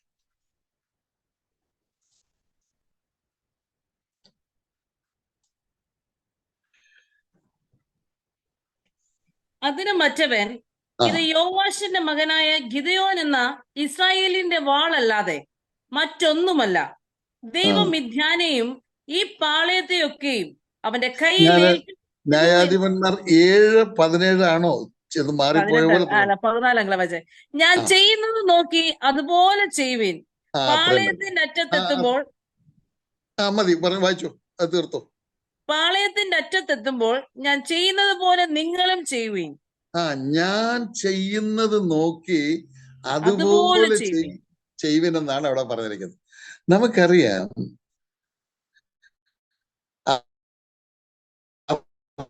ഒന്ന് പറഞ്ഞു പോകാന്ന് വിചാരിക്കാം. ഇസ്രായേൽ മക്കളെ മിദ്യാൻ വന്ന് ആക്രമിച്ച് കീഴ്പ്പെടുത്തിയിരിക്കുക. നിങ്ങൾ പിന്നീട് 6, 7, 8 അധ്യായങ്ങളൊക്കെ വായിക്കാമെങ്കിൽ നല്ലതാണ്. ന്യായാധിപന്മാരുടെ പുസ്തകം ഗിദെയോനെ പറ്റി പഠിക്കാൻ അത് നല്ലൊരു പഠനമാണ്, ഗിദെയോനെ പറ്റിയുള്ള പഠനം. അവിടെ നമ്മൾ വായിക്കുന്നത് ഇസ്രായേൽ മക്കളെ മിദ്യാൻ വന്ന് ആക്രമിച്ച് കീഴ്പ്പെടുത്തിയിരിക്കുന്നു. ഏകദേശം 1,35,000 പേരാണ്. അങ്ങനെ ഒരു സംഖ്യ അവിടെ പറഞ്ഞിട്ടുണ്ട്. ഈ മിദ്യാൻ ഇവരുടെ ശത്രുക്കളായി വന്നിരിക്കുന്നവര് അസംഖ്യമെന്നും പറഞ്ഞിട്ടുണ്ട്. അവരോട് നേരിടാനായിട്ട് ദൈവം ഒരു നേതൃസ്ഥാനത്തേക്ക് തെരഞ്ഞെടുത്തത് ഗിദെയോനെയാണ്. യഹോവയായ ദൈവം തന്നെ നേരിട്ട് ഇറങ്ങി വന്ന് ഇന്റർവ്യൂ ചെയ്ത് ഗിദെയോനെ ഈ മിദ്യാന്യരോട് യുദ്ധം ചെയ്യാൻ നേതൃസ്ഥാനത്തേക്ക് തെരഞ്ഞെടുത്തത് ഗിദെയോനെയാണ്. അതിനുശേഷം തന്റെ കൂടെ യുദ്ധം ചെയ്യാനായിട്ട് പട്ടാളക്കാരെ റിക്രൂട്ട് ചെയ്യാൻ പറഞ്ഞു. അത് ആദ്യം 32,000 പേര് വന്നു. ഭയമുള്ളവർ പോകാൻ പറഞ്ഞു. 22,000 പേര് പോയി. പിന്നെ 10,000 പേര് ശേഷിച്ചു. അവരെ വെള്ളത്തിന്റെ അടുക്കൽ കൊണ്ടുപോകാൻ പറഞ്ഞു. അവിടെ വെച്ച് വെള്ളത്തിൽ ചാടി ഇറങ്ങി, അല്ലെങ്കിൽ എല്ലാം മറന്ന് വെള്ളം കുടിക്കുന്നവരെ ഒന്നും വേണ്ട, പകരം പട്ടി കുടിക്കുന്ന പോലെ, നായ കുടിക്കുന്ന പോലെ നക്കി കുടിക്കുന്നവരെ മതി എന്ന് പറഞ്ഞ് 300 പേരെ തെരഞ്ഞെടുത്തു. അപ്പൊ തന്റെ കൂടെ യുദ്ധം ചെയ്യാനുള്ളത്, താൻ നേതൃസ്ഥാനത്തും തന്റെ കൂടെ യുദ്ധം ചെയ്യാൻ ദൈവം അനുവദിച്ചത് കേവലം 300 പേരെ മാത്രമാണ്. അപ്പുറത്ത് 1,35,000 പേരുണ്ട്. ഇനി ഇവർക്ക് യുദ്ധോപകരണങ്ങളായിട്ട് കൊടുത്തത് എന്താണെന്ന് നമുക്കറിയാം. അതവിടെ പറഞ്ഞിട്ടുണ്ട്. യുദ്ധത്തിന് കൊടുത്ത ആയുധങ്ങൾ ഒരു യുദ്ധ ആയുധങ്ങളുടെ പട്ടികയിൽ പെടുത്താൻ പറ്റുന്ന കാര്യങ്ങളല്ല. മൺകുടം എന്ത് ചെയ്യാനാ, അതിനകത്തൊരു പന്തം, അതും കൊണ്ടും വലിയ കാര്യമൊന്നുമില്ല. പിന്നെ ഒരു കാഹളം, ഇതാണ് യുദ്ധോപകരണമായിട്ട് കൊടുത്തത്. ഞാൻ അതൊന്നും വിശദീകരിക്കാനല്ല ഞാൻ ഉദ്ദേശിക്കുന്നത്. ഞാൻ സിമ്പിളായിട്ടൊരു കാര്യം പറയാനാണ് പോകുന്നത്. എന്നിട്ട് യുദ്ധം തുടങ്ങുന്നതിന് മുൻപ് ഈ 300 പേര് താനാണ് നയിക്കുന്നത്, താനാണ് നേതാവ്. വേണമെങ്കിൽ തനിക്ക് പറഞ്ഞാൽ മതി, നിങ്ങൾ ഇന്ന പോലെ ചെയ്യണം, നിങ്ങൾ യുദ്ധം ചെയ്യുമ്പോൾ കുടമുടയ്ക്കണം, പന്തം തെളിയിക്കണം, തുടങ്ങിയ കാര്യങ്ങളൊക്കെ, കാഹളം മൂന്നണം, ഇതൊക്കെ പറയാം. അങ്ങനെ പറയുക അല്ല ചെയ്തത്. നോക്കുക, നേതൃത്വം. ആ യുദ്ധത്തിൽ അപ്പുറത്ത് 1,35,000 പേരുണ്ടായിട്ടും ഇവര് കേവലം 301 പേരെ ഉള്ളെങ്കിലും ഇവരുടെ ആയുധങ്ങളുടെ പട്ടികയിൽ ഉൾപ്പെടുത്താൻ കഴിയാത്തതാണെങ്കിലും ജയം ഇവർക്കാണ് ഉണ്ടായത്. അതിന്റെ ഒരു കാരണം നല്ല ഒരു നേതൃത്വത്തെയാണ് അവർക്ക് ലഭിച്ചത് എന്നുള്ളതാണ്. എന്താ നേതൃത്വത്തിന്റെ കാര്യം? ദൈവമാണ് വിജയത്തിന് കാരണം. അത് മറന്നല്ലേ ഞാൻ സംസാരിക്കുന്നത്. ദൈവമാണ് വിജയത്തിന് കാരണം. പക്ഷെ ദൈവം ഉപയോഗിക്കുന്നവർ, ദൈവം പറയുന്ന പോലെ അനുസരിക്കുന്നവരെ കൊണ്ട് അതൊക്കെ സാധിക്കുള്ളൂ. ഗിദെയോൻ പറഞ്ഞത്, ഞാൻ ചെയ്യുന്നത് നോക്കി അതുപോലെ ചെയ്യാൻ. നിങ്ങൾ ചെയ്യ്, ഞാൻ നേതാവായി ഇവിടെ നിൽക്കാമെന്നല്ല, എന്നെ നോക്ക്. പൗലോസ് പറഞ്ഞ പോലെ, ഞാൻ ക്രിസ്തുവിന്റെ അനുകാരിയായിരിക്കുന്ന പോലെ നിങ്ങൾ എൻ്റെ അനുകാരികളാകുമെന്ന് പറഞ്ഞ അതേപോലെ ഞാൻ ചെയ്യുന്നത് പോലെ നിങ്ങൾ ചെയ്യും. ഇതാണ് നല്ല നേതൃത്വം എന്ന് പറയുന്നത്. നേതൃസ്ഥാനത്ത് ഇരിക്കുന്നവര് പ്രത്യേകമായിട്ടിത് ശ്രദ്ധിക്കുന്നത് നന്നായിരിക്കും എന്ന് ഞാൻ വിചാരിക്കാം. അപ്പോൾ 1-ാം വാക്യത്തിൽ നമുക്ക് ഇത്രയും ചിന്തകളാണ് നമുക്ക് ലഭിക്കുന്നത്. ഞാൻ ക്രിസ്തുവിന്റെ അനുകാരിയായിരിക്കുന്ന പോലെ നിങ്ങളും എൻ്റെ അനുകാരികൾ ആകും. പൗലോസിനെ പോലെ നമുക്കും പറയാൻ കഴിയണം. തീർച്ചയായും തിരിഞ്ഞു ചിന്തിച്ചാൽ പരാജയം നമ്മുടെ ഭാഗത്തുണ്ട്. ക്രിസ്തുവിനെ നമ്മൾ അനുസരിക്കുന്നുണ്ട്. പക്ഷെ ഒരുപാട് അനുസരണത്തിൽ കുറവുണ്ട്. അതും കൂടെ വരുന്ന ദിവസങ്ങളിൽ പരിഹരിച്ച് മുന്നോട്ട് പോകുവാനും ആത്മീയ നേതൃത്വത്തിൽ ഇരിക്കുന്നവരാണെങ്കിൽ നമ്മളെ സ്വർഗത്തിലെ ദൈവം ഏൽപ്പിച്ചിരിക്കുന്ന സഹവിശ്വാസികളുടെ മുൻപിൽ മാതൃകയായി നിൽക്കുവാനും സ്വർഗത്തിലെ ദൈവം നമ്മെ സഹായിക്കട്ടെ. രണ്ടാമത്തെ വാക്യം വായിക്കാം. 11:2. നിങ്ങൾ സകലത്തിലും എന്നെ ഓർക്കുകയും ഞാൻ നിങ്ങളെ ഏൽപ്പിച്ച കൽപ്പനകളെ പ്രമാണിക്കുകയും ചെയ്യുകയാൽ നിങ്ങളെ പുകഴ്ത്തുന്നു. നോക്കുക, അവരെ അഭിനന്ദിച്ചുകൊണ്ടാണ് താന് കാര്യത്തിലേക്ക് പ്രവേശിക്കുന്നത്. നല്ല ഒരു മാതൃകയാണ്. ഇതിനു മുമ്പും നമ്മളിത് കണ്ടു. ഈ പുസ്തകം തുടങ്ങിയപ്പോൾ തന്നെ ആദ്യത്തെ 3 വാക്യങ്ങളിൽ ഇൻട്രൊഡക്ഷൻ പറഞ്ഞ ശേഷം 4-ാം വാക്യം മുതൽ 9-ാം വാക്യം വരെ അവരെ പ്രശംസിക്കുന്ന ചില കാര്യങ്ങളാണ് നമ്മൾ കണ്ടത്. ഓർക്കുമല്ലോ, നമുക്കറിയാം കൊരിന്ത് സഭ എന്ന് പറയുന്നത് പുതിയ നിയമത്തിൽ നാം കാണുന്ന സഭകളിൽ വെച്ച് ഏറ്റവും താണ നിലവാരത്തിലുള്ള സഭയാണ്. അവരെ വിളിച്ചിരിക്കുന്നത് ജഡീകന്മാരെ എന്നാണ് അവരെ വിളിച്ചിരിക്കുന്നത്. അത്രയ്ക്ക് ആത്മീയമായി താണ നിലവാരത്തിലുള്ളവരാണ് അവര്. എന്നാലും അവരെ എന്ന് പറഞ്ഞ പോലെ തന്നെ 10-ാം വാക്യം മുതൽ അവരെ ഗുണദോഷിക്കുന്ന കാര്യങ്ങളാണ്. 1-ാം അധ്യായത്തിന്റെ 10-ാം വാക്യം മുതൽ ഒടുവരെയും വിവിധ വിഷയങ്ങളിൽ അവരെ ഗുണദോഷിച്ചുകൊണ്ടാണ് ഇരിക്കുന്നത്. അവരെ ബുദ്ധി ഉപദേശിക്കുകയാണ് ചെയ്തുകൊണ്ടിരിക്കുന്നത്. എന്നാൽ അത് തുടങ്ങുന്നതിന് മുമ്പേ, അവരെ ഗുണദോഷിക്കാൻ തുടങ്ങുന്നതിന് മുൻപേ അവരിലുള്ള നല്ല കാര്യങ്ങൾ പറഞ്ഞ് അവരെ ഒന്ന് പ്രശംസിച്ച്, അവരിലുള്ള കാര്യങ്ങളാണ്, കള്ളമൊന്നുമല്ല, ഉള്ള കാര്യങ്ങൾ പറഞ്ഞ് അവരെ പ്രശംസിച്ച് താൻ തുടർന്ന് പറയുന്ന വാക്കുകൾ അവർ സ്വീകരിക്കത്തക്കവണ്ണം അവരുടെ ഹൃദയത്തെ ഒരുക്കിയെടുക്കുന്ന അതിമനോഹരമായ ഒരു മാതൃക നാം കാണുകയുണ്ടായി. നാം അന്ന് പഠിച്ചതാണ് പ്രായോഗികമായി. നമുക്കും പലപ്പോഴും നമ്മുടെ കൂട്ട സഹോദരങ്ങളെ ഒക്കെ ചിലപ്പോൾ ബുദ്ധി ഉപദേശിക്കേണ്ടതായി വരും. ചില തെറ്റുകൾ അവരുടെയൊക്കെ ഭാഗത്തുണ്ടായെന്ന് വരാം. നമ്മൾ സാധാരണഗതി ചെയ്യുന്ന അങ്ങോട്ട് ഓടിച്ചെന്ന് വിളിച്ച് അത് അതിന്റെ ഗൗരവത്തിൽ അവന്റെ മുഖത്ത് നോക്കി വിഷമിപ്പിച്ച് പറഞ്ഞ് ബുദ്ധിമുട്ടിക്കുന്നതായിട്ട് അങ്ങനെയൊക്കെയാണ് ചിലപ്പോഴൊക്കെ നമ്മൾ ചെയ്യുന്നത്. എല്ലാവരും അങ്ങനെയാണെന്നല്ല. പക്ഷെ നമ്മൾ ചെയ്യേണ്ടത് അവനെ അടുത്തിടപെടുകയും സ്നേഹിക്കുകയും അവനിൽ ചില നന്മകൾ കാണും. തെറ്റൊക്കെ ചെയ്തു, തെറ്റൊക്കെ വന്നു പോയിട്ടുണ്ട് മനുഷ്യൻ എന്ന നിലയിൽ. എന്നാൽ എന്തെങ്കിലും നന്മയുണ്ടെങ്കിൽ അത് പറഞ്ഞിട്ട് ഇങ്ങോട്ട് തുടങ്ങുമ്പോൾ തുടർന്ന് കേൾക്കാൻ, അത് സ്വീകരിക്കാൻ, അംഗീകരിക്കാൻ ഒക്കെ അവന് മനസ്സാകും. അതുപോലെ തന്നെ വീണ്ടും ഞാൻ ഓർപ്പിച്ച പോലെ 11 മുതലുള്ള അധ്യായങ്ങൾ വളരെ സീരിയസ് ആയ വിഷയങ്ങളാണ് കൈകാര്യം ചെയ്യുന്നത്. അപ്പൊ അതിലേക്ക് വരുന്നതിന് മുമ്പേ അവരെ ഒന്ന് പ്രശംസിക്കുവാൻ, അവരുടെ ഹൃദയം ഒന്ന് ഒരുക്കിയെടുക്കാൻ, താൻ പറയുന്നത് അംഗീകരിക്കത്തക്കവണ്ണം അവരുടെ ഹൃദയത്തെ ഒന്ന് രൂപാന്തരപ്പെടുത്താൻ, ഒന്ന് ഒരുക്കുവാനായിട്ട് താൻ ശ്രമിക്കുകയാണ്. ഒന്നാമത് പറയുന്നത്, നിങ്ങൾ സകലത്തിലും എന്നെ ഓർക്കുന്നതിൽ ഞാൻ നിങ്ങളെ പുകഴ്ത്തുന്നു. നിങ്ങൾ എന്നെ ഓർക്കുന്നു എന്നുള്ളതാണ്. ഞാൻ അത് വായിച്ചപ്പോൾ എൻ്റെ ഹൃദയത്തിലൂടെ പല ചിന്തകൾ കടന്നുപോയി. നമ്മൾ പഠിച്ചു വരുന്നത് പോലെ നമുക്കറിയാമല്ലോ, അവിടെ ഇപ്പോൾ 4 ഗ്രൂപ്പുകളുണ്ട്. 4 ഗ്രൂപ്പ്. ഇതാരും അതിന് നേതൃസ്ഥാനത്ത് അവർ വെച്ചിരിക്കുന്ന പൗലോസ്, അപ്പല്ലോസ്, പത്രോസ്, ക്രിസ്തു ഒക്കെയാണ്. ഇതൊന്നും അവരാരും ചെയ്തതല്ല, അവർ തന്നെ ഉണ്ടാക്കിയ ഗ്രൂപ്പുകളാണ്. ഇവരാരും പറഞ്ഞിട്ടല്ല, ആവശ്യപ്പെട്ടിട്ടുമല്ല. പക്ഷെ അങ്ങനെയാകുമ്പോൾ തന്നെ സ്നേഹിക്കുകയും തന്റെ കൂടെ അനുകൂലിച്ച് നിൽക്കുന്ന കുറച്ചു പേരുണ്ടെങ്കിലും കൂടുതൽ പേരും 4-ൽ 3 തന്നെ കുറ്റപ്പെടുത്തുന്നവരും വിമർശിക്കുന്നവരുമാണ്. പക്ഷെ വേർകൃത്യം ഒന്നും ഇവിടെ താൻ കാണിക്കുന്നില്ല. നിങ്ങൾ സകലത്തിലും നിങ്ങൾ എന്നെ ഓർക്കുന്നു. ഒരു പക്ഷേ ഇവര് ഓർക്കുന്നു എന്നുള്ളതിന്റെ ലക്ഷണമാണല്ലോ അവിടെ ഉണ്ടായ പ്രശ്നങ്ങളൊക്കെ തന്നെ അറിയിച്ചു. നമ്മൾ ഓർക്കുന്നല്ലോ, പലതൊന്നും മറന്നിട്ടില്ലെന്ന് ഞാൻ വിചാരിക്കുകയാണ്. AD 52-ൽ 2ാമത്തെ മിഷണറി യാത്രയിൽ അവിടെ ചെന്ന് ഒരുപാട് പ്രതികൂലങ്ങളുടെ നടുവിൽ പ്രവർത്തിച്ച ഒരു കുഞ്ഞ് സഭയുണ്ടായി. അത്യാവശ്യം ചില ഉപദേശങ്ങളൊക്കെ കൊടുത്തിട്ട് തന്റെ 2ാം മിഷണറി യാത്ര അവസാനിപ്പിക്കുകയും 3ാം മിഷണറി യാത്ര ആരംഭിച്ച് തന്നെ എഫെസോസിൽ വരുമ്പോൾ അവിടെ ചില പ്രശ്നങ്ങൾ ഈ 4 വർഷം കൊണ്ട് തന്നെ, അത് AD 56-ലാണ്, ചില പ്രശ്നങ്ങളൊക്കെ അവിടെ ഉണ്ടായിരിക്കുന്നു എന്ന് തന്നെ അറിയിച്ചെങ്കിൽ തന്നെ ഓർക്കുന്നു എന്നതിന്റെ ലക്ഷണമല്ലേ അത്. മാത്രമല്ല 7-ാം അധ്യായം മുതൽ 1 മുതൽ 6 വരെയുള്ള കാര്യങ്ങൾ താൻ കേട്ട കാര്യങ്ങൾക്കുള്ള മറുപടിയാണ് വിശദീകരിച്ചിരിക്കുന്നത്. 7-ാം അധ്യായം മുതൽ എഴുതി ചോദിച്ച കാര്യങ്ങളാണ്. പൗലോസിനോട് ചില കാര്യങ്ങൾ എഴുതി ചോദിച്ച് അതിന്റെ മറുപടിയാണ് ഈ ഭാഗത്തൊക്കെ നമ്മൾ കാണുന്നത്. ഇന്ന് നമ്മൾ പഠിക്കുന്നതൊക്കെ എഴുതി ചോദിച്ച കാര്യങ്ങൾക്കുള്ള മറുപടിയാണ്. അപ്പോൾ തന്നെ ഓർക്കുന്നു എന്നുള്ളതാണ്. താൻ പറയുകയാണ്, നിങ്ങൾ എന്നെ ഓർക്കുന്നുണ്ട്, അതുകൊണ്ടാണല്ലോ അവിടുത്തെ പ്രയാസങ്ങളൊക്കെ നിങ്ങളെ എന്നെ അറിയിച്ചത്, അതുകൊണ്ടാണല്ലോ നിങ്ങൾ ചില സംശയങ്ങളൊക്കെ എന്നോട് ചോദിച്ചത്. അപ്പൊ നിങ്ങളെന്നേ പറഞ്ഞുള്ളൂ, നിങ്ങൾ ചിലരൊന്നും പറഞ്ഞില്ല, തന്റെ കൂടെ നിൽക്കുന്നവരെ മാത്രം ഉദ്ദേശിച്ചല്ല, അല്ലാത്തവരെ ആ ഗ്രൂപ്പിൽ തന്നെ പെടുത്തി. നിങ്ങൾ എന്നെ ഓർക്കുന്നു, ഇനി കുറ്റം പറയാനാണെങ്കിലും ഓർക്കണമല്ലോ, അല്ലാതെ കുറ്റം പറയാൻ പറ്റുകയല്ലോ. ഇതെന്തായാലും ഓർക്കുന്നു എന്നുള്ളത്, തന്നെ ഓർക്കുന്നു എന്നുള്ളത് സന്തോഷത്തോടെ ഓർത്ത് അവരോട് സന്തോഷം അറിയിക്കുന്നു. മാത്രമല്ല ഒരു കാര്യം കൂടെ പറഞ്ഞിട്ടുണ്ട്, നിങ്ങൾ എല്ലാവരും, നിങ്ങൾ സകലത്തിലും എന്നെ ഓർക്കുകയും ഞാൻ നിങ്ങളെ ഏൽപ്പിച്ച കൽപ്പനകളെ പ്രമാണിക്കുകയും ചെയ്യാൻ. ഏൽപ്പിച്ച കൽപ്പനകളൊക്കെ പ്രമാണിക്കും. നിങ്ങളെ ഏൽപ്പിച്ച കൽപ്പനകളൊക്കെ പ്രമാണിക്കുന്നു എന്നാണ് പറയുന്നത്. എന്ന് പറഞ്ഞാല് താൻ അവിടെ സ്ഥലം സഭ രൂപീകരിച്ചു. കർത്താവിന്റെ കൃപയാൽ അവിടെ ചെറിയൊരു സ്ഥലം സഭ ഉണ്ടായി. കാര്യങ്ങളൊക്കെ പറഞ്ഞു കൊടുത്തിട്ടാണ് പോരുന്നത്. ലേഖനമൊക്കെ പിന്നീടാണല്ലോ വായിക്കുന്നത്.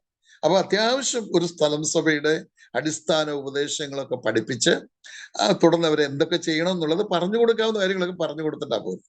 താൻ പറയാണ്, അതൊക്കെ നിങ്ങൾ അനുസരിക്കുന്നു എന്നുള്ളത്, നിങ്ങൾ പ്രമാണിക്കുന്നു എന്നതിൽ നിങ്ങളെ പുകഴ്ത്തുന്നു. അവിടെയും ഒരു ചെറിയ പ്രശ്നമുണ്ട്. അവരെല്ലാം വാസ്തവത്തിൽ പ്രമാണിക്കുന്നുണ്ടോ? എല്ലാവരും പ്രമാണിക്കുന്നുണ്ടോ? നമ്മൾ ഇതുവരെയും പഠിച്ചു വന്ന 10 അധ്യായങ്ങൾ വരുമ്പോൾ എന്തെല്ലാം കാര്യങ്ങളിലാണ് അവരുടെ ഭാഗത്ത് വീഴ്ചകളുള്ളത്. അപ്പോൾ എല്ലാവരും പ്രമാണിക്കുന്നുണ്ടോ? ഇല്ല. എന്നാലും താൻ എഴുതുമ്പോൾ അവരെ പൊതുവായിട്ടാണ് പറയുന്നത്. നിങ്ങൾ ചിലരൊന്നും പറഞ്ഞ് ഒരു ഒരു ഒരു മുഖപക്ഷം ഒന്നും കാണിക്കുന്നില്ല. നിങ്ങളെല്ലാവരും സാധാരണഗതിയിൽ അങ്ങനെയാണ് ചെയ്യേണ്ടത്. ഞാൻ ആ ഭാഗം ചിന്തിച്ചപ്പോൾ ഓർത്തു, അതിനകത്ത് വല്ല തെറ്റുമുണ്ടോ? പൗലോസ് അപ്പോസ്തലൻ പറഞ്ഞു, നിങ്ങളെന്നാ ഉപയോഗിച്ചിരിക്കുന്നത്, നിങ്ങൾ ചിലരെന്നല്ലേ പറയേണ്ടത്, കുറെ പേര് മിസ്റ്റേക്ക് ഒക്കെ കാണിക്കുന്നുണ്ടല്ലോ. പക്ഷേ അല്ലേ, അങ്ങനെയാണ് വേണ്ടത്. അതിന് ചില ഗുണങ്ങളുമുണ്ട്. തന്നെ നമ്മൾ ചിലപ്പോൾ ഒരു ശുശ്രൂഷയ്ക്ക് ഒരു സ്ഥലത്ത് പോയാൽ, ഒരു സ്ഥലസഭയിൽ പോയാൽ, അവിടെ ചിലർ വന്ന് നമ്മളോട് സംസാരിക്കും, ചിലർ വളരെ സ്നേഹം പങ്കുവയ്ക്കും, ചിലര് പിന്നെ വീട്ടിലോട്ട് വിളിക്കും, ചിലർ വീട്ടിൽ കൊണ്ടുപോയി സൽക്കരിക്കും. ഇങ്ങനെ വ്യത്യസ്തമായ കാര്യങ്ങളൊക്കെ നടക്കും. നമ്മൾ ആ ശുശ്രൂഷയൊക്കെ കഴിഞ്ഞ് വന്നിട്ട് ആ സ്ഥലസഭയ്ക്ക് ഒരു കത്തെഴുതുമ്പോൾ നിങ്ങൾ എന്നെ സ്നേഹിച്ചതിന്, നിങ്ങൾ എന്നെ കരുതിയതിന്, നിങ്ങൾ എനിക്ക് കൂട്ടായ്മ തന്നതിന്, നിങ്ങൾ എന്നെ പ്രോത്സാഹിപ്പിച്ചതിനൊക്കെ നന്ദി അറിയിക്കുന്നു. അങ്ങനെ നമ്മൾ ചെയ്യത്തുള്ളൂ. അങ്ങനെയാണ് ചെയ്യേണ്ടത്. അല്ലാതെ അവിടെ എല്ലാവരും അത് ചെയ്തില്ല, എല്ലാവർക്കും അത് പറ്റിയില്ല, പല കാരണങ്ങളാൽ. പക്ഷെ നമ്മൾ അറിയിക്കുമ്പോൾ എല്ലാവരും ഉള്ളൂ. അങ്ങനെ അറിയിക്കുമ്പോൾ അത് ചെയ്തവർക്ക് അതറിയാം. അവര് സ്വീകരിച്ചു, സ്നേഹിച്ചു, കരുതി, അവർക്ക് സന്തോഷമായത്. അല്ലാത്തവര് അവരും അത് അറിയുമ്പോൾ, അയ്യോ എനിക്കത് പറ്റിയില്ലല്ലോ, എൻ്റെ ജോലി തിരക്ക് കൊണ്ടാകാം, മറ്റേ വീട്ടിലെ സാഹചര്യങ്ങൾ കൊണ്ടാകാം, എനിക്ക് അദ്ദേഹത്തെ ഒന്ന് സ്വീകരിക്കാനോ ഒന്ന് സൽക്കരിക്കാനോ കഴിഞ്ഞില്ലല്ലോ, അദ്ദേഹത്തിനോട് അല്പസമയം ചെലവഴിക്കാൻ കഴിഞ്ഞില്ലല്ലോ എന്ന് ചിന്തിക്കാനും തുടർന്നുള്ള നാളുകളിൽ ദൈവദാസന്മാരൊക്കെ വരുമ്പോൾ അവരതിനകത്ത് കൂടുതൽ പ്രയോജനപ്പെടാനും ഇടയായിത്തീരും എന്ന് പറഞ്ഞ പോലെ ഇവിടെയും നിങ്ങളെന്നേ പറഞ്ഞുള്ളൂ. അത് പ്രമാണിക്കുന്നവരും പ്രമാണിക്കാത്തവരും ഉണ്ട് തീർച്ചയായിട്ടും. പക്ഷേ പ്രമാണിക്കുന്നവരത് ഓർത്ത് ദൈവത്തെ സ്തുതിക്കും.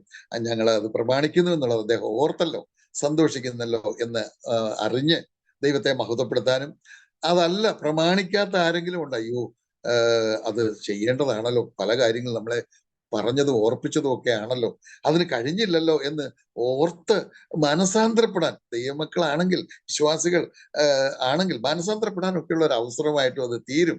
ആ നിലയിൽ മനോഹരമായി അവരോട് ഇടപെടുന്ന, ഹൃദ്യമായി ഇടപെടുന്ന ഒരു നല്ല, തനിക്ക് എതിരെ പ്രവർത്തിക്കുന്ന കുറെ പേര് അവിടെ ഉണ്ട്. തന്നെ കുറ്റം പറയുന്ന, തന്നെ അപമാനിക്കുന്ന, തന്നെ താഴ്ത്തിക്കെട്ടുന്ന ഒരുപാട് പേരവിടെ ഉണ്ട്. പക്ഷേ ഒന്നും ഒരു വേർകൃത്യവും കാണിക്കാതെ എല്ലാവരോടും എന്ന പോലെ അവരെ പുകഴ്ത്തുന്നു, അവരെ ഓർത്ത് ദൈവത്തെ സ്തുതിക്കുന്നു എന്ന കാര്യം ഓർപ്പിക്കുകയാണ് അവിടെ ചെയ്യുന്നത്. ദൈവം നമ്മെ സഹായിക്കട്ടെ. നമുക്കടുത്ത 3-ാം വാക്യത്തിലേക്ക് പോകാം. എന്നാൽ ഏത് പുരുഷന്റെയും തല ക്രിസ്തു, സ്ത്രീയുടെ തല പുരുഷൻ, ക്രിസ്തുവിന്റെ തല ദൈവമെന്ന് നിങ്ങൾ അറിയണം എന്ന് ഞാൻ ആഗ്രഹിക്കുന്നു. ദൈവനാമത്തിന് മഹത്വം ഉണ്ടായിട്ട് വിഷയത്തിലേക്ക് പ്രവേശിക്കുകയാണ്. ഞാൻ ഓർപ്പിച്ചു 1 മുതൽ 16 വരെയുള്ള വാക്യങ്ങളിലെ പ്രധാനപ്പെട്ട വിഷയം എന്ന് പറയുന്നത് സ്ത്രീകൾ തല മൂടണം എന്നുള്ളതാണ്. ആത്മീയ ശുശ്രൂഷയിൽ പങ്കെടുക്കുമ്പോൾ സ്ത്രീകൾ തല മൂടണം എന്നുള്ളതാണ് വിഷയം.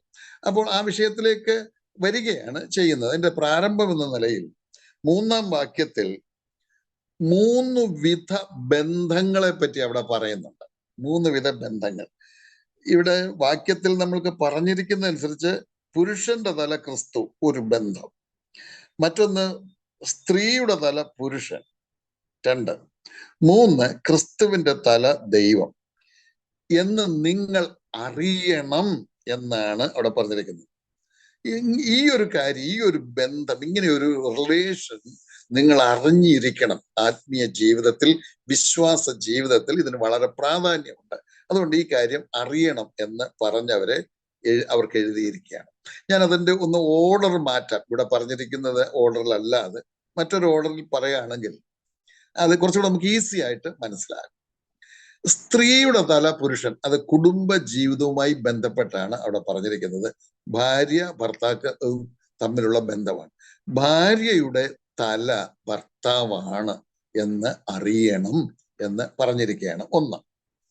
2, പുരുഷന്റെ തല ക്രിസ്തുവാണ് എന്ന് പറയുന്നു. പുരുഷന്റെ തല ക്രിസ്തു, അത് മറ്റൊരു ബന്ധം.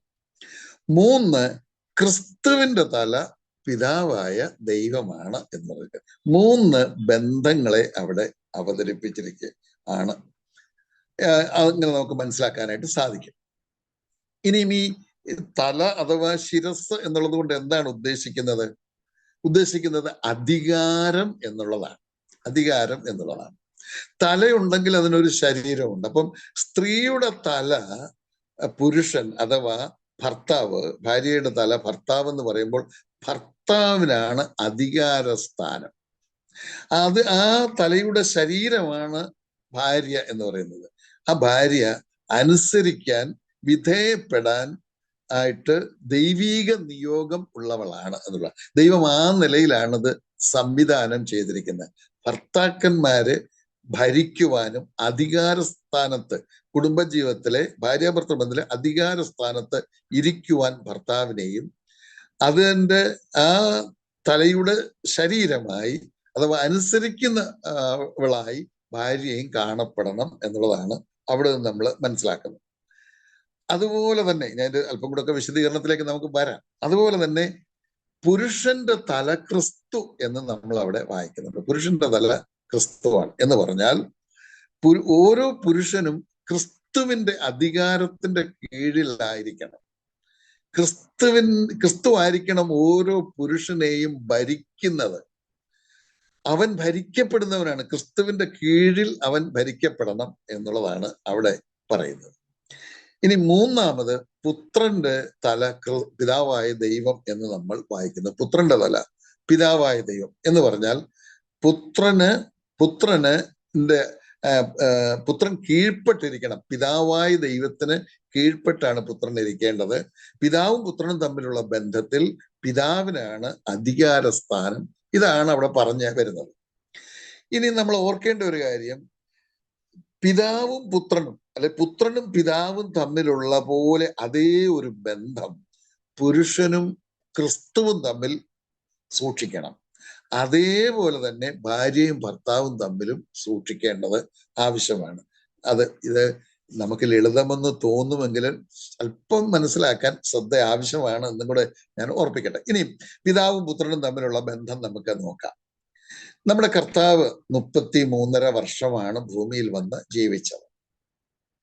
ഈ 33.5 വർഷത്തെ തൻ്റെ ജീവിതം നമ്മൾ നോക്കുകയാണെങ്കിൽ 100%, 99.99% അല്ല, 100% പിതാവിന് കീഴ്പ്പെട്ട് പിതാവിനെ അനുസരിച്ചാണ് ജീവിച്ചത്.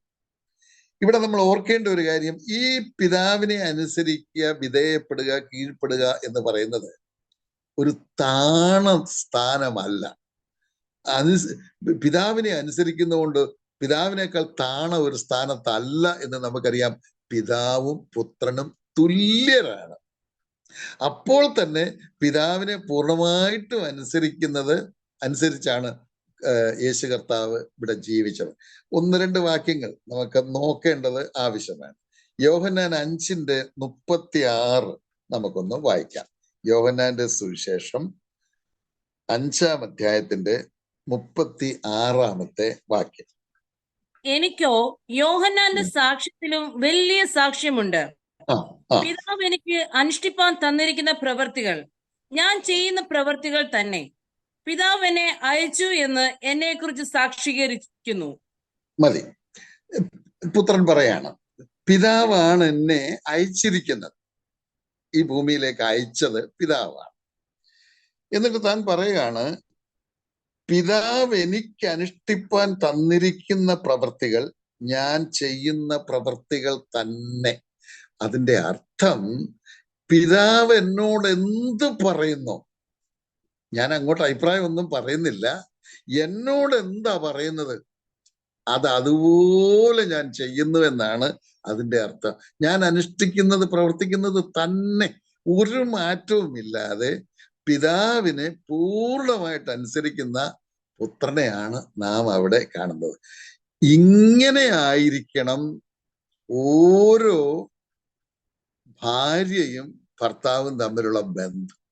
ഭർത്താവിനോട് പ്രത്യേകിച്ച് ഒന്നും പറയാതെ ആ ഭർത്താവിന്റെ ഇഷ്ടം എന്തോ, ഭർത്താവ് എന്ത് പറയുന്നോ അത് അതുപോലെ അനുസരിക്കുക എന്നുള്ളതാണ് കുടുംബ ജീവിതത്തിലെ വലിയ ഉത്തരവാദിത്വവും അനുഗ്രഹവും. അത് നമ്മൾ ചിന്തിച്ചല്ലോ, അത് താണ ഒരു സ്ഥിതി അല്ലത്. പുത്രൻ താണു പോകുന്നില്ല. പിതാവ് പറഞ്ഞതൊക്കെ എന്ത് പറഞ്ഞോ അത് അതുപോലെ അനുസരിച്ചപ്പോൾ ഒരു താണ നിലവാരത്തിലേക്ക്, താണ സ്ഥിതിയിലേക്ക് പോകുന്നില്ല. പിതാവും പുത്രനും ഒന്നാണ്, തുല്യമാണ്. ഭാര്യയും ഭർത്താവും ഒന്നാണ്, തുല്യമാണ്. പക്ഷേ ദൈവം വെച്ചിരിക്കുന്നത് ഇത് സ്വർഗീയ നിയോഗമാണ്. ആ സ്വർഗീയ നിയോഗത്തിൽ ഭർത്താവ് എന്ത് പറയുന്നുവോ അത് അതുപോലെ അനുസരിക്കാനുള്ള കർത്തവ്യം ഭാര്യയ്ക്കുണ്ട്. അത് അനുഗ്രഹമാണ്. അത് ചെയ്യുമ്പോൾ ഓർക്കേണ്ടത് ഒരു വാക്യം കൂടെ വായിച്ചിട്ട് ഒന്നോ രണ്ടോ വാക്കൂടെ പറയാം. 8:29 കൂടെ വായിക്കാം. യോഹന്നാന്റെ സുവിശേഷം തന്നെ 8:29. എന്നെ അയച്ചവൻ എന്നോട് കൂടെയുണ്ട്. ഞാൻ എല്ലായ്പ്പോഴും അവന് പ്രസാദമുള്ളത് ചെയ്യുന്നത് കൊണ്ട് അവൻ എന്നെ ഏകനായി വിട്ടിട്ടില്ല എന്ന് പറഞ്ഞു. മതി. നോക്കുക, അവന് പ്രസാദമുള്ളത് മാത്രമാ ചെയ്യുന്നത്. പിതാവിന് പ്രസാദമുള്ളത് മാത്രമാണ് പുത്രൻ ചെയ്യുന്നത്. ഇവിടെ കുടുംബ ജീവിതത്തിൽ ഇനിയൊരു ബന്ധം അതിനിടയ്ക്കുണ്ട്. പുത്രനും പുരുഷനും യേശുക്രിസ്തുവും തമ്മിലൊരു ബന്ധമുണ്ട്. അത് നമുക്ക് പറയാം. ഞാനിപ്പോൾ കുടുംബജീവിതമാണ് കുറെ കൂടെ പ്രായോഗികം എന്ന നിലയിൽ അത് പറയാം. നോക്കുക, അവന് പ്രസാദമുള്ളത് മാത്രമാണ് ഞാൻ ചെയ്യുന്നത്. പ്രസാദമുള്ളത് ചെയ്യുന്നത് കൊണ്ട് ഞാൻ നോക്കുക, ആ പ്രയോഗങ്ങളൊക്കെ ഞാൻ എല്ലായ്പ്പോഴും, ചിലപ്പോഴൊക്കെ പ്രസാദമുള്ളത് ചെയ്യുമല്ല, ഇടയ്ക്ക് ചെയ്യുന്നു, മിക്കവാറും ചെയ്യുന്നുണ്ട് കേട്ടോ, എന്തായി വല്ലപ്പോഴും ചിലപ്പോൾ ചെയ്യുന്നില്ല എന്നേ ഉള്ളൂ. അങ്ങനെ അല്ലത്. ഞാൻ എല്ലായ്പ്പോഴും അവന് പ്രസാദമുള്ളത് ചെയ്യുന്നത് കൊണ്ട് അവൻ എന്നെ ഏകനായി വിട്ടിട്ടില്ല. അവിടെ നോക്കുക, അവൻ എന്താ പ്രസാദം, പുത്രൻ അത് തന്നെയാണ് ചെയ്യുന്നത് എന്ന് കാണാൻ കഴിയും. ഈ ഒരു ഇതൊക്കെ നമുക്ക് കുടുംബജീവിതത്തിലേക്ക് വരുമ്പോൾ ഇത് പ്രായോഗികമാണോ അല്ലെന്നൊന്നും പറയാൻ പറ്റില്ല. പ്രായോഗികമൊക്കെയാണ്, പക്ഷെ അത്രയ്ക്കൊന്നും പ്രായോഗികമാകുന്നില്ല. എന്നാൽ ആവാൻ നമ്മൾ ശ്രമിക്കുക എന്നുള്ളതാണ്. ഇനി നമുക്കറിയാം, ഒരു സന്ദർഭത്തിൽ മാത്രമാണ് പിതാവിനോട് പുത്രൻ ഒരു അഭിപ്രായം പറയുന്നത്. അത് ഗതസമനെ വെച്ചാൽ നമുക്കെല്ലാം ഓർമ്മയുണ്ട്. മത്തായി 26:39 ലൂക്കോസ് 22:42 അത് കാണുന്നുണ്ട്. ആ ഓർമ്മയുണ്ട്. അത് വാക്യം വായിക്കണ്ട. പിതാവേ, കഴിയുമെങ്കിൽ ഈ പാനപാത്രം എങ്കിൽ നിന്ന് നീക്കേണമേ, എങ്കിലും എന്റെ ഇഷ്ടമല്ല അങ്ങയുടെ ഇഷ്ടം പോലെ ആകട്ടെ. അപ്പോൾ ഭാര്യമാർക്ക് ഭർത്താവിനോട് അഭിപ്രായം പറയാൻ സ്വാതന്ത്ര്യമുണ്ടോ? ഉണ്ട്. തീർച്ചയായിട്ടും അഭിപ്രായം പറയണം. അതിനാണല്ലോ അവരെ ഒരുമിച്ച് ആക്കിയിരിക്കുന്നത്, അഭിപ്രായം പറയാനുള്ള സ്വാതന്ത്ര്യം. പക്ഷേ അതിന്റെ മാതൃക ഇതാ. നമ്മൾ പഠിച്ചല്ലോ, പത്രോസിൽ വായിച്ചല്ലോ, 1 പത്രോസ് 2:21 നിങ്ങൾക്ക് അവന്റെ കാൽച്ചുവട് പിന്തുടരുവാൻ ഒരു മാതൃക, ഒരൊറ്റ മാതൃകയുള്ളൂ. അവിടെ ഒരു 5 കാര്യങ്ങളെ പറഞ്ഞിട്ടുള്ളൂ. അത് മാത്രമല്ല നമ്മൾ മാതൃകയാക്കേണ്ടത്. ഇതെല്ലാം മാതൃകയാക്കേണ്ടതാണ്. അതിൽ ഇവിടെ പറഞ്ഞിരിക്കുന്നത്, പിതാവെ കഴിയുമെങ്കിൽ ഒരു കാര്യം പറയുമ്പോൾ ഭർത്താവിനോട് പറയുന്നത്, അത് പിന്നെ ഞാൻ ആവർത്തിച്ച് ഓർപ്പിക്കുക, അത് നമുക്ക് തോന്നിപ്പോകുന്നത്, സഹോദരിമാർക്ക് തോന്നിപ്പോകാം, അപ്പൊ ഞാൻ ഒരു താണ നിലവാരത്തിലേക്ക് പോവുകയല്ലേ എന്ന്. അല്ല, അത് അനുഗ്രഹത്തിന്റെ, സന്തോഷത്തിന്റെ, സംതൃപ്തിയോടെ അത് ചെയ്യേണ്ടത്. ആ ഭർത്താവിനെ വിളിക്കുന്ന ബഹുമാനപൂർവ്വമുള്ള പേരോടുകൂടെ കഴിയുമെങ്കിൽ ഇന്ന കാര്യം ചെയ്താൽ നല്ലതാണ്, കഴിയുമെങ്കിൽ ഇന്നത് ചെയ്താൽ നല്ല. എന്നാലും എന്റെ ഇഷ്ടമല്ല അതിന് ഫൈനൽ, കാരണം ഫൈനൽ അതോറിറ്റിയായി അധികാരിയായി ദൈവം നിയോഗിച്ചതാ, മനുഷ്യർ നിയോഗിച്ചതല്ല. മനുഷ്യരാരെങ്കിലും എന്റെ തലയെ കൊണ്ടുവച്ചതല്ല. ദൈവമായിട്ട് എനിക്ക് ഭർത്താവായി എന്നെ ഭരിക്കുവാൻ എൻ്റെ മേൽ അധികാരമുള്ളവനായി സ്വർഗത്തിലെ ദൈവം നിയമിച്ച വ്യക്തിയോടുള്ള ബന്ധത്തിൽ കർത്താവ് കാണിച്ചു തന്ന ഈ മാതൃകയിൽ സംസാരിച്ചാൽ, ഈ മാതൃകയിൽ ഇടപെട്ടാൽ, എന്ത് ബ്യൂട്ടിഫുൾ ആയിരിക്കും ആ കുടുംബജീവൻ. അത് ചെയ്യുമ്പോൾ ഓർക്കേണ്ടത് മനസ്സില്ലാ മനസ്സോടോ അസംതൃപ്തിയോടോ വെറുപ്പോടോ, ഇനി വേദോസ്തത്തിൽ അങ്ങനെ പറഞ്ഞിട്ടില്ല, അങ്ങനെ അങ്ങ് പറഞ്ഞേക്കാം, അങ്ങനല്ല. വേദോസ്തത്തിൽ പറഞ്ഞത് കൊണ്ട് പറയാന്നല്ല, അതൊരു ഹൃദയപൂർവ്വം, അത് ഞാൻ ദൈവത്തെ അനുസരിക്കുന്നു എന്നുള്ള സന്തോഷം ഹൃദയത്തിൽ വരണം. ഞാൻ എൻ്റെ കർത്താവിനെ അനുസരിക്കുകയാണ് അങ്ങനെ ചെയ്യുമ്പോൾ എന്ന ചിന്തയോടുകൂടെ ചെയ്യുമ്പോൾ അത് അതിമനോഹരമായിരിക്കും എന്നുള്ളതാണ്. ദൈവം നമ്മെ സഹായിക്കട്ടെ. നോക്കുക, അപ്പോൾ ക്രിസ്തു പിതാവിന് പുത്രൻ എങ്ങനെ കീഴ്പ്പെട്ട് അനുസരിച്ച് പ്രസാദിപ്പിച്ചു ജീവിച്ചുവോ അതേപോലെ ഭാര്യമാര് ഭർത്താവിന് കീഴ്പ്പെട്ടും അനുസരിച്ചും വിധേയപ്പെട്ടും ജീവിക്കണം എന്ന് ഈ ഭാഗത്ത് നിന്ന് പഠിപ്പിക്കുകയാണ്. ഇനിയും പുരുഷന്മാരുടെ കാര്യം അങ്ങ് വിട്ടുകളഞ്ഞല്ലോ. അങ്ങനെ വിട്ടുകളയാമോ? പാടില്ല. പുരുഷനും ക്രിസ്തുവുമായിട്ടുള്ള ബന്ധം, ക്രിസ്തുവും പിതാവുമായിട്ടുള്ള ബന്ധത്തിന് ഈക്വലാണ്. ഞാൻ ആദ്യം കുടുംബജീവിതം നമ്മൾ കൂടുതൽ പ്രായോഗികമായിട്ടുള്ളത് എന്ന നിലയിൽ ഞാനത് ആദ്യം പറഞ്ഞു എന്ന് മാത്രമേ ഉള്ളൂ. ഒട്ടും മോശമല്ല, ഒട്ടും വ്യത്യാസപ്പെടുത്തി ചിന്തിക്കാൻ പറ്റില്ല. ഓരോ പുരുഷനും ക്രിസ്തുവിനെ അനുസരിച്ചും എല്ലായ്പ്പോഴും അനുസരിച്ചും ക്രിസ്തുവിനെ പ്രസാദിപ്പിച്ചും ജീവിക്കണം. അങ്ങനെ ജീവിക്കുന്ന ഒരു ഭർത്താവിനെ ഭാര്യയ്ക്ക് അനുസരിക്കാൻ, കീഴ്പ്പെടാൻ, വിധേയപ്പെടാൻ ബുദ്ധിമുട്ടൊന്നും വരികയില്ല. പലപ്പോഴും അത് സാധിക്കാതെ പോകുന്നത് ഇതുകൊണ്ടാണ്, ക്രിസ്തുവിനെ അനുസരിച്ച് ജീവിക്കാത്തത് കൊണ്ടാണ്. ഇനി നമ്മൾ അടുത്ത ഒരു ഭാഗത്തിലേക്ക് വരുന്നുണ്ട്, വളരെ പ്രധാനപ്പെട്ട ഒരു ഭാഗമാണ്. ഇവിടേക്ക് വരുമ്പോൾ സ്ത്രീകൾ തല മൂടുന്ന കാര്യമാണ് അടുത്ത് പറയാൻ പോകുന്നത്. സ്ത്രീയുടെ തല പുരുഷനാണ് അത് മൂടുക. അത് മൂടിക്കഴിഞ്ഞപ്പോൾ പിന്നെ പുരുഷന്റെ തലയാ പിന്നെ ആകെ ഉള്ളത്. പുരുഷന്റെ തല ക്രിസ്തുവാണ്. അപ്പോൾ ശരിക്കും പറഞ്ഞാൽ ഒരു കുടുംബത്തിൽ സ്ത്രീക്കും പുരുഷനും ഒരൊറ്റ തലയുള്ളൂ. സ്ത്രീയുടെ തല പുരുഷനാണ്, പക്ഷെ അത് മൂടി. പുരുഷന്റെ തല ക്രിസ്തുവാണ്, ആ തല മൂടിയിട്ടില്ല, അതുകൊണ്ട് അതവിടെ നിൽക്കുകയാണ്. അപ്പൊ പുരുഷനും സ്ത്രീക്കും ഒരൊറ്റ തലയുള്ളൂ, അത് ക്രിസ്തു എന്ന തലയാണ്. അപ്പൊ ക്രിസ്തുവിനെ പൂർണ്ണമായി, ക്രിസ്തു എങ്ങനെ പിതാവിന് പൂർണ്ണമായി കീഴ്പ്പെട്ട് ജീവിച്ചുവോ അതേപോലെ പുരുഷൻ അഥവാ ഭർത്താവ് ക്രിസ്തുവിനെ പൂർണ്ണമായി അനുസരിച്ചും വിധേയപ്പെട്ടും തനിക്ക് സന്തോഷമുള്ള പ്രസാദമുള്ളത് ചെയ്തും ജീവിക്കുമെങ്കിൽ ആ ഭാര്യയ്ക്ക് ബുദ്ധിമുട്ട് വരികയില്ല. ആ ഭാര്യയ്ക്ക് ഈ പുരുഷനെ അനുസരിക്കാൻ ബുദ്ധിമുട്ട് വരികയില്ല. നമുക്കിപ്പോൾ ആ വാക്യം ഒന്ന് വായിക്കാം. എത്രത്തോളം നമുക്ക് ഇന്ന് എടുക്കാൻ പറ്റുമോ അത്ര എടുത്താൽ മതി. ഏത് വാക്യം എന്നറിയാം? 1 പത്രോസ് 2:21, 22, 23 ഒന്ന് വായിക്കാം. 21 വായിച്ചാട്ടെ. അതിനായിട്ടല്ലോ നിങ്ങളെ വിളിച്ചിരിക്കുന്നത്. ക്രിസ്തുവും നിങ്ങൾക്ക് വേണ്ടി കഷ്ടം അനുഭവിച്ചു, നിങ്ങൾ അവന്റെ കാഴ്ചയുടെ പിന്തുടരുവാൻ ഒരു മാതൃക വെച്ചേച്ച് പോയിരിക്കുന്നു. അവൻ പാപം ചെയ്തിട്ടില്ല, അവന്റെ വായിൽ വഞ്ചന ഒന്നും ഉണ്ടായിരുന്നില്ല. തന്നെ ശകാരിച്ചിട്ട് പകരം ശകാരിക്കാതെയും കഷ്ടം അനുഭവിച്ചിട്ട് ഭീഷണം പറയാതെയും ന്യായമായി വിധിക്കുന്നുവെങ്കിൽ കാര്യം ഭരമേൽപ്പിക്കത്രേ ചെയ്തത്. മതി. ഞാൻ അതിന്റെ ഒരു ഭാഗം മാത്രം ഒരു അത്യാവശ്യത്തിനൊന്ന് സൂചിപ്പിക്കാമെന്ന് വിചാരിക്കാം. നമ്മൾ പത്രോസ് ലേഖനം പഠിച്ചതാണ്, അന്ന് ഈ കാര്യങ്ങളൊക്കെ ചിന്തിച്ചിട്ടുണ്ട്. നോക്കുക, നിങ്ങൾ അവന്റെ കാൽച്ചുവട് പിന്തുടരുവാൻ മാതൃക വെച്ചു. നിങ്ങൾ എന്ന് പറയുന്നത് സഭയാണ്. അവനെന്ന് പറഞ്ഞിരിക്കുന്നത് യേശുക്രിസ്തുവാണ്. അപ്പോൾ യേശുക്രിസ്തു സഭയ്ക്ക് മാതൃക കാണിച്ചെന്നാ പറയുന്നത്. ആശയം മനസ്സിലായെന്ന് ഞാൻ വിചാരിക്കുകയാണ്. നിങ്ങൾ അവന്റെ കാൽച്ചുവട്, നിങ്ങളെന്ന് പറയുന്നത് സഭയെ ഉദ്ദേശിച്ചാണ്, അവനെന്ന് പറഞ്ഞിരിക്കുന്നത് യേശുക്രിസ്തുവിനെ ഉദ്ദേശിച്ചാണ്. അപ്പോൾ അവൻ മാതൃക വെച്ചിട്ട് പോയി. ആർക്ക് വേണ്ടി? നിങ്ങൾക്ക് വേണ്ടി. അപ്പോൾ ഇവിടെ യേശുക്രിസ്തു സഭയ്ക്ക് മാതൃകയാണ്. യേശുക്രിസ്തു സഭയും തമ്മിലുള്ള ബന്ധം എന്താണ്? ഒരുപാട് തരത്തിൽ നമ്മൾ പറയുമെങ്കിലും മണവാളനും മണവാട്ടിയും, മറ്റേ മുന്തിരിവള്ളിയും പിന്നെ കൊമ്പുകളും, അങ്ങനെ ഒരുപാട് ബന്ധങ്ങൾ നമുക്കറിയാം. പക്ഷേ വേറൊരു ബന്ധം ഇങ്ങനെയാണ് പറയുന്നത്, മണവാളനും മണവാട്ടിയും. ഇവിടെ മണവാളൻ എന്താ ചെയ്യുന്നത്? മണവാളനായ ക്രിസ്തു ചെയ്യുന്നത് മണവാട്ടിക്ക് സകലത്തിനും മാതൃക കാണിച്ചു കൊടുക്കുകയാണ്. മണവാട്ടിക്ക് സകലത്തിനും മാതൃക കാണിച്ചു കൊടുക്കുകയാണ്.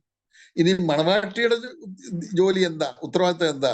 മണവാളൻ കാണിച്ചു കൊടുക്കുന്ന മാതൃക കണ്ട് പഠിച്ച് അതുപോലെ പ്രവർത്തിക്കുക എന്നുള്ളതാണ്.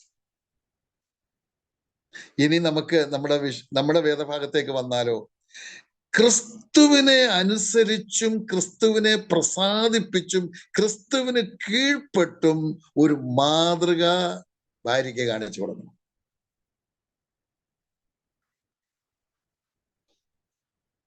ഞാൻ ആവർത്തിക്കേണ്ടതില്ലെന്ന് ഞാൻ വിചാരിക്കട്ടെ. അതാണ് നമ്മളെ ഇവിടെ പഠിപ്പിക്കുക.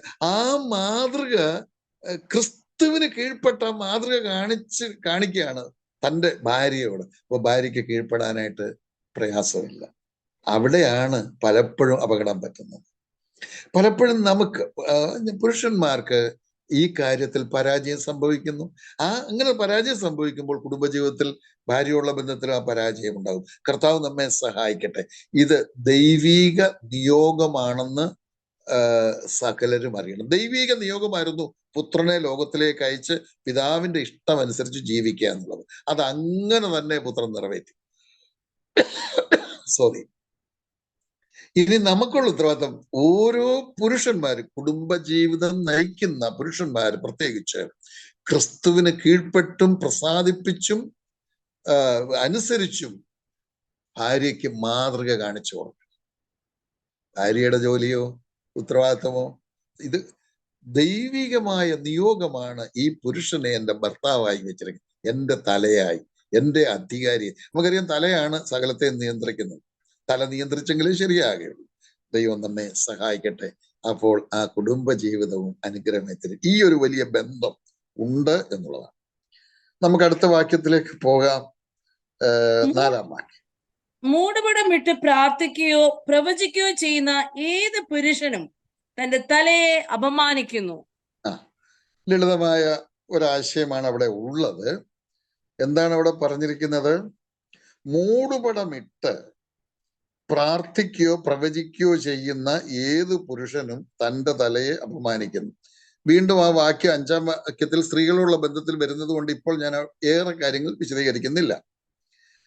എന്താ അവിടെ പറയുന്നത്? തൻ്റെ തലയെ, ഒരു പുരുഷൻ, വിശ്വാസി, രക്ഷിക്കപ്പെട്ടവൻ തല മൂടിക്കൊണ്ട് ഏതെങ്കിലും ഒരു ആത്മീയ ശുശ്രൂഷ ചെയ്യുന്നെങ്കിൽ തൻ്റെ തലയെ അപമാനിക്കുകയാണ്.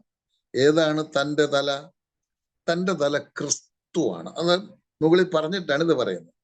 ക്രിസ്തുവിനെ അപമാനിക്കുന്ന കാര്യമാണ് ഒരു പുരുഷൻ, വിശ്വാസി, തല മൂടിക്കൊണ്ട് ആത്മീയ ശുശ്രൂഷ ചെയ്യുന്നത്.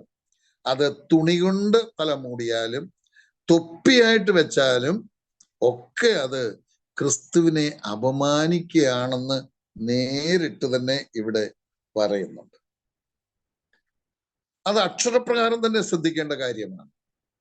ഇത് പറയാൻ കാരണം 1-ാം നൂറ്റാണ്ടിൽ നമുക്കറിയാം, യഹൂദന്മാര് പുരുഷനായാലും സ്ത്രീ ആയാലും അവർ തല മൂടിക്കൊണ്ടാണ് അവര് പ്രാർത്ഥിക്കുന്നതും ആത്മീയ ശുശ്രൂഷകളൊക്കെ ചെയ്യുന്നത്. യഹൂദന്മാര് അങ്ങനെയാ ചെയ്തുകൊണ്ടിരുന്നത്. എന്നാൽ ക്രിസ്തീയ വിശ്വാസത്തിലേക്ക് വരുമ്പോൾ അതിനൊരു പുതിയ മാതൃകയാണ് സ്വർഗത്തിലെ ദൈവം വെച്ചിരിക്കുന്നത്. അത് സ്ത്രീകൾ തല മൂടണമെന്നും അത് നമ്മൾ അടുത്ത വാക്യത്തിൽ വായിക്കും. പുരുഷന്മാർ തല മൂടരുത് എന്ന്. എന്താണ് ഇതിന്റെ ഇനിയും ആത്മീയ അർത്ഥം? ഇവിടെ ആത്മീയ അർത്ഥം മാത്രമല്ല, അക്ഷരപ്രകാരം തല മൂടരുത്, അത് ക്രിസ്തുവിനെ അപമാനിക്കുകയാണ്. ഇനിയും ഒരു ആത്മീയ അർത്ഥമുണ്ട്. ക്രിസ്തുവിനെ മൂടി വെച്ചുകൊണ്ടല്ല ആത്മീയ ശുശ്രൂഷ ചെയ്യേണ്ടത്. തല മൂടുക എന്ന് പറയുന്നത് ആത്മീയ അർത്ഥത്തിൽ തല മൂടുക, ക്രിസ്തുവിനെ മറച്ചു വെക്കുക. ആത്മീക ശുശ്രൂഷകളിൽ ക്രിസ്തു മറഞ്ഞിരിക്കാൻ പാടില്ല. ആത്മീക ശുശ്രൂഷകളിലെ കേന്ദ്ര ബിന്ദു ക്രിസ്തു ആയിരിക്കണം. ആത്മീക ശുശ്രൂഷകളിൽ നാം വെളിപ്പെടുത്തേണ്ടത്, നാം ഉയർത്തേണ്ടത്, നാം ഉയർത്തി കാണിക്കേണ്ടത് ക്രിസ്തുവിനെയാണ്. ക്രിസ്തുവിനെ മറച്ചു വെച്ചുള്ള ഒരു ശുശ്രൂഷ ഉണ്ടാകാൻ പാടില്ല. ഇത് നമ്മൾ ആവർത്തിച്ച് ചിന്തിക്കുക, തിരുവെഴുത്ത് ഇത് ആവർത്തിച്ച് പഠിപ്പിക്കുക. അപ്പോൾ നമ്മൾ ആവർത്തിച്ച് പറഞ്ഞേ മതിയാകുള്ളൂ. ആത്മീയ ശുശ്രൂഷകളിൽ, ദൈവവചന ശുശ്രൂഷകളിൽ ക്രിസ്തുവിന് ഒരു സ്ഥാനവുമില്ല.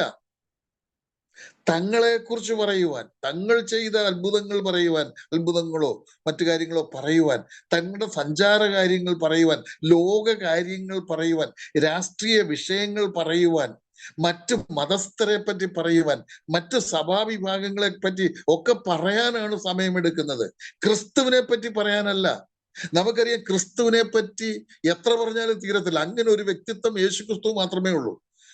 നമുക്കറിയാം ഒരു ദിവസം തന്നെ നമ്മുടെയൊക്കെ യൂട്യൂബുകളിൽ തന്നെ ഈ ക്രിസ്തുവിനെ പ്രകീർത്തിച്ചു കൊണ്ടുള്ള ഒരു 10 പാട്ടെങ്കിലും മിക്ക ദിവസങ്ങളിലും ഉണ്ടാകുന്നു. പുതിയ പുതിയ പാട്ടുകൾ നമ്മുടെ യൂട്യൂബുകളിലൊക്കെ വരുന്നത്. നമ്മൾ അറിയുന്ന 10 ഉള്ളൂ. 10 100 ആണോ? അങ്ങനെയാണ് എത്രയോ ലക്ഷക്കണക്കിന് പാട്ടുകൾ ഈ ക്രിസ്തുവിനെ കുറിച്ച് ഉണ്ടായിക്കഴിഞ്ഞിരിക്കുന്നു, ഇനിയും ഉണ്ടായിക്കൊണ്ടിരിക്കുക. ലോകം മുഴുവൻ ക്രിസ്തുവിനെ പറ്റി പ്രസംഗിച്ചുകൊണ്ടിരിക്കുന്നു. തീർന്നിട്ടുണ്ടോ? ഇനിയും പ്രസംഗിക്കാൻ കിടക്കുകയാണ്. ക്രിസ്തുവിനെ പറ്റി പറഞ്ഞാൽ തീരത്തില്ല. അത്രമാത്രം പറയുവാനുള്ള സദ്ഗുണങ്ങൾ ക്രിസ്തുവിലുണ്ട്. അതല്ലേ പറയേണ്ടത്? അത് മൂടി വെക്കുകയാണോ ചെയ്യേണ്ടത്? അതല്ലേ വെളിപ്പെടുത്തേണ്ടത്? അത് വെളിപ്പെടുത്തക്കവണ്ണം വേണ്ടേ നമ്മുടെ ശുശ്രൂഷകൾ. ദൈവത്തിന് സ്തോത്രം. അത് അതിന്റെ ആത്മീക അർത്ഥമാണ്. എന്നാൽ അക്ഷരപ്രകാരവും ഇവിടെ തല മൂടണം എന്ന് സ്ത്രീകളോടുള്ള ബന്ധത്തിൽ അടുത്ത വാക്യത്തിൽ പറയുമ്പോൾ അത് കേവലം ആലങ്കാരിക പ്രയോഗമല്ലല്ലോ. അത് ആത്മീകമായ അക്ഷരപ്രകാരമാണല്ലോ പറയുന്നത്, തല മൂടണം എന്നുള്ളത്. അതുകൊണ്ട് പുരുഷന്മാര് ആത്മീയ ശുശ്രൂഷകൾ ചെയ്യുമ്പോൾ യാതൊരു കാരണവശാലും തലയെ അക്ഷരപ്രകാരം ഭൗതിക തലയെ മറയ്ക്കുമ്പോൾ ആത്മീക അർത്ഥത്തിൽ ഒരു ആത്മീക തലയായ ക്രിസ്തുവിനെയാണ് മറയ്ക്കുന്നത്. അങ്ങനെ വരരുത്. തല മൂടിക്കൊണ്ട് പുരുഷന്മാർ ആത്മീയ ശുശ്രൂഷകൾ ചെയ്യരുത്. ഞാൻ അടുത്ത വാക്യത്തിലേക്ക് പ്രവേശിക്കുന്നില്ല. കാരണം അത് പ്രവേശിച്ചാൽ കുറച്ച് അല്പം വിശദീകരിക്കും. ഒരു 10 മിനിറ്റെങ്കിലും വേണ്ട ഒരു വാക്യമാണ് അടുത്തത്. അതുകൊണ്ട് നമുക്കത് 2ാം പാർട്ടായിട്ട് അടുത്ത ആഴ്ച ഈ 6-5 മുതൽ ഉള്ള വാക്യങ്ങൾ ചിന്തിക്കാമെന്ന് വിചാരിക്കുന്നു. ഞാൻ ഇന്ന് ഇവിടെ അവസാനിപ്പിക്കുകയാണ് ചെയ്യുന്നത്. പറഞ്ഞത് ഓരോ വാക്കിൽ ഞാനൊന്ന് ഓർപ്പിക്കട്ടെ. 1ാം വാക്യത്തിലൂടെ നമ്മൾ ചിന്തിച്ചത് നാം ക്രിസ്തുവിനെ അനുകരിച്ചുകൊണ്ട് അവനെ അനുഗമിക്കുകയും നമ്മെ ദൈവം ആക്കിയിരിക്കുന്ന സ്ഥാനത്ത് മറ്റുള്ളവരോട് നിങ്ങൾ ഞാൻ ചെയ്യുന്ന പോലെ ചെയ്യുവിനെന്ന് പറയാൻ തക്കവണ്ണം യോഗ്യത പ്രാപ്തരായി മാറണം, പ്രാഗൽഭ്യമുള്ളവരായി മാറണം. ഒരു പ്രധാനപ്പെട്ട വിഷയം ആരോടെങ്കിലും സംസാരിക്കാനായിട്ട് പോകുമ്പോൾ അവരെ കുറിച്ച് നന്മയായി ചില കാര്യങ്ങൾ പറഞ്ഞ് അഭിനന്ദിച്ചുകൊണ്ട് തുടങ്ങുന്നത് അനുഗ്രഹമാണ്. പിന്നീട് നമ്മൾ ചിന്തിച്ചത് 3 ബന്ധങ്ങളാണ്. ക്രിസ്തു എങ്ങനെ പിതാവിന് കീഴ്പ്പെട്ടിരുന്നുവോ അതുപോലെ ഓരോ പുരുഷനും ക്രിസ്തുവിന് കീഴ്പ്പെടുവാൻ, ഓരോ ഭാര്യയും ഭർത്താക്കന്മാർ കീഴ്പ്പെടുവാൻ, അത് ദൈവിക നിയോഗമെന്ന് മനസ്സിലാക്കിക്കൊണ്ട് അങ്ങനെ ചെയ്ത് കുടുംബം അനുഗ്രഹമാക്കി മുന്നോട്ട് കൊണ്ടുപോകാൻ ദൈവം സഹായിക്കേണ്ടതാണ്. പിന്നീട് നമ്മൾ ചിന്തിച്ചത് പുരുഷന്മാര് തല മൂടിക്കൊണ്ടല്ല ശുശ്രൂഷയുണ്ട്. പഴയ നിയമകാലത്ത് യഹൂദന്മാരൊക്കെ അങ്ങനെ ചെയ്തിരുന്നു. യവനന്മാരുടെ ഇടയിലും ജാതികളുടെ ഇടയിലും ആ തരത്തിലുള്ള രീതികൾ ഉണ്ടായിരുന്നു. പുരുഷന്മാരൊക്കെ ആത്മീയ ശുശ്രൂഷകൾ ചെയ്യുന്നത് നമുക്കറിയാം. ഇപ്പോഴും നമുക്ക് കാണാൻ കഴിയും. ചില പ്രത്യേക വിഭാഗത്തിൽപ്പെട്ടവരൊക്കെ തല മൂടിക്കൊണ്ടാണ്, മറ്റ് മതസ്ഥരെ കുറിച്ചാണ് പറഞ്ഞത്, അവർ തല മൂടിക്കൊണ്ടാണ് അവരെ ആത്മീയ ശുശ്രൂഷകളൊക്കെ ചെയ്യുന്നതായിട്ട് കാണുന്നത്. എന്നാൽ പുതിയ നിയമത്തിൽ ക്രിസ്തുവിന്റെ ഉപദേശമായി നമ്മെ പഠിപ്പിക്കുന്നു പുരുഷൻ തല മൂടിക്കൊണ്ട് ഒരാത്മീയ ശുശ്രൂഷയും ചെയ്യാൻ പാടില്ല. അത് ക്രിസ്തുവിനെ അപമാനിക്കലാണ്. ദൈവവചനത്തിന് വില കൊടുക്കാം. നമുക്ക് പ്രാർത്ഥിക്കുകയും ഈ വചനഭാഗങ്ങളൊക്കെ കൂടുതൽ ചിന്തിക്കുകയും ധ്യാനിക്കുകയും ദൈവാത്മാവ് ബോധ്യപ്പെടുത്തുന്നത് ഉറച്ചു നമ്മുടെ ഹൃദയത്തിൽ സ്വീകരിക്കുകയും ചെയ്യാം. ദൈവനാമം മഹത്വപ്പെടട്ടെ. ഇന്ന് സംബന്ധിച്ച എല്ലാവർക്കും ഒരിക്കൽ കൂടെ സ്നേഹവന്ദനം അറിയിച്ചുകൊണ്ട് വാക്കുകൾ ഉപസംഹരിക്കുന്നു. ദൈവനാമം മാത്രം മഹത്വപ്പെടട്ടെ. ആമേൻ.